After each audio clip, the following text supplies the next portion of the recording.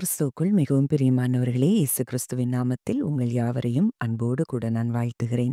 இந்த நாளிலும் தேவன் நம்மோடு கூட இடைப்படுகின்ற வார்த்தை மத்தேயு 9ஆம் அதிகாரம் 28ஆம் வசனம்.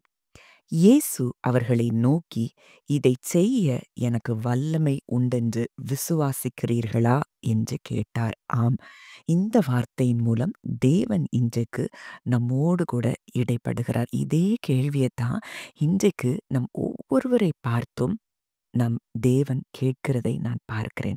"இதைச் செய்ய எனக்கு வல்லமை உண்டென்று விசுவாசிக்கிறீர்களா?"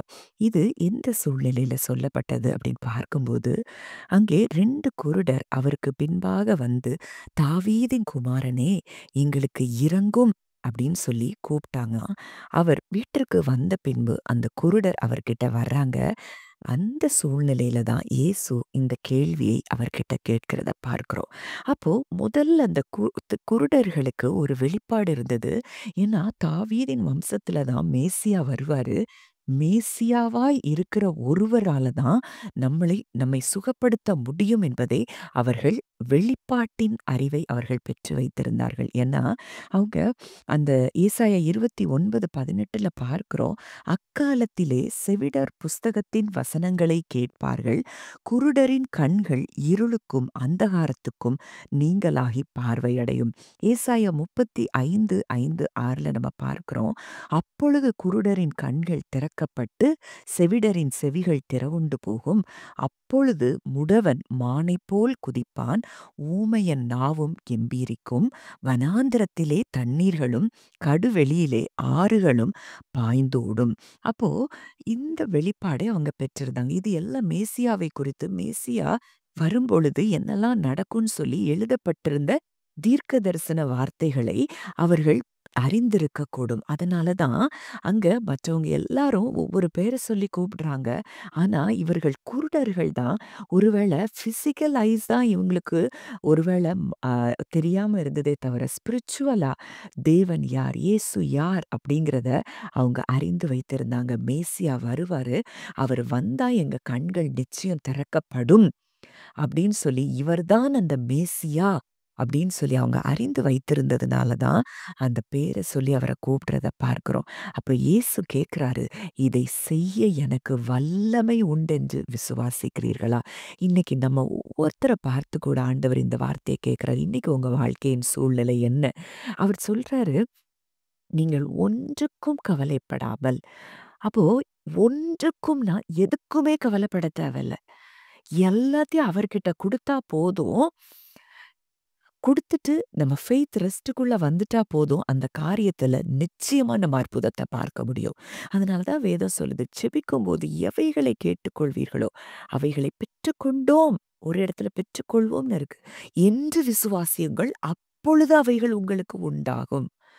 அப்போ எந்த இடத்துல நம்ம இருக்கிறோம்? அவருக்கு வல்லமை உண்டுன்னு நம்ம விசுவாசிக்கிறோமா? ஒருவேளை ஹீலிங்கா இருக்கலாம், ஃபினான்ஷியல் ஸ்ட்ரகிளா இருக்கலாம், இல்ல குடும்பத்தில போராட்டங்களா இருக்கலாம். எந்த காரியமா இருந்தாலும், என் தேவன் பெரியவர். அவரால செய்ய முடியாத காரியம்னு ஒண்ணும் இல்ல.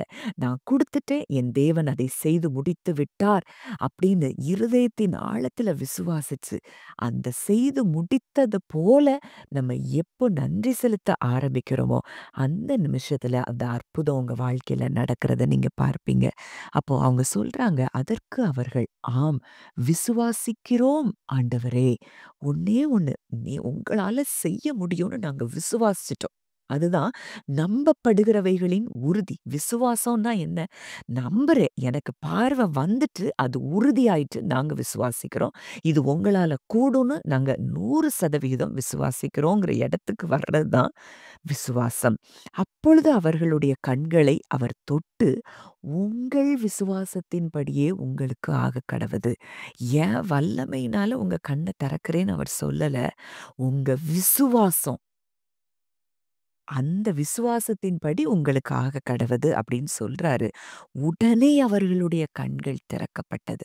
அப்போ நம்ம பதில்கள பெற்றுக்கொள்ளக்கூடிய ஒரே ஒரு காரியம் என்னன்னா விசுவாசம்.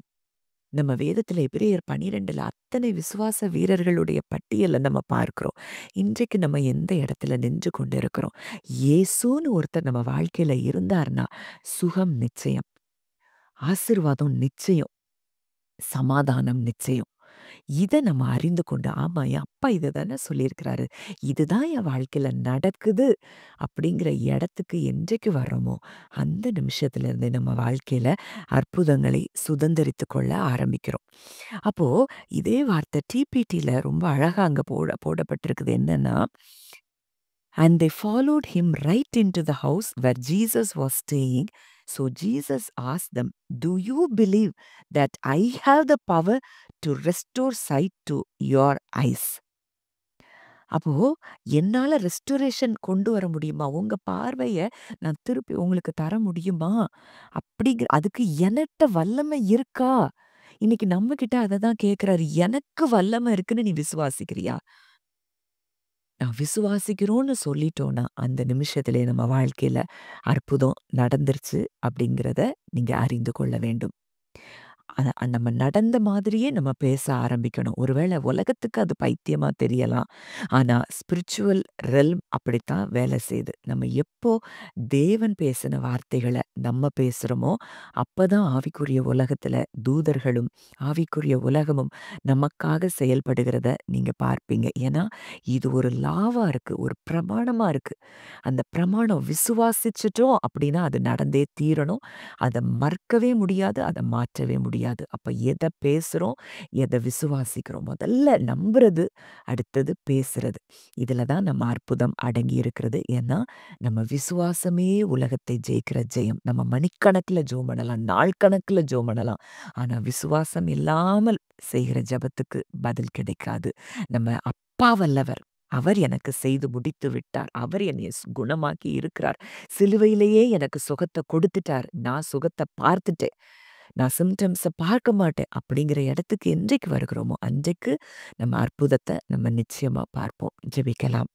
நல்ல தகப்பனே, நன்றியோடு உம்மை துதிக்கிறோம், ஸ்தோத்தரிக்கிறோம் அப்பா. இந்த நேரத்திலும் உம்முடைய பிள்ளைகளாய், அப்பா இன்றைக்கு நீங்க எங்கள்ட்ட கேட்ட கேள்விக்கு நாங்களும் பதில் சொல்லுகிறோம். விசுவாசிக்கிறோம் ஆண்டவரே. எங்க வாழ்க்கையில என்னென்ன காரியங்களுக்கெல்லாம் நாங்க காத்து கொண்டிருக்கிறோமோ, அத்தனை காரியங்களையும் ஆண்டவரே, நீர் எங்களுக்கு அற்புதத்தை செய்ய வல்லவர் என்பதை நாங்கள் விசுவாசிக்கிறோம். இதை செய்து முடிக்கக்கூடிய அத்தனை வல்லமையும் உமக்கு இருக்கிறது என்று சொல்லி நாங்கள் விசுவாசிக்கிறோம். அப்படியே நாங்கள் அத்தனை காரியங்களிலேயும் அற்புதங்களை சுதந்தரித்துக் கொள்ளுகிறோம். இயேசுவின் மூலம் கேட்கிறோம் ஜீவனுள்ள நல்ல பிதாவே. ஆமென்.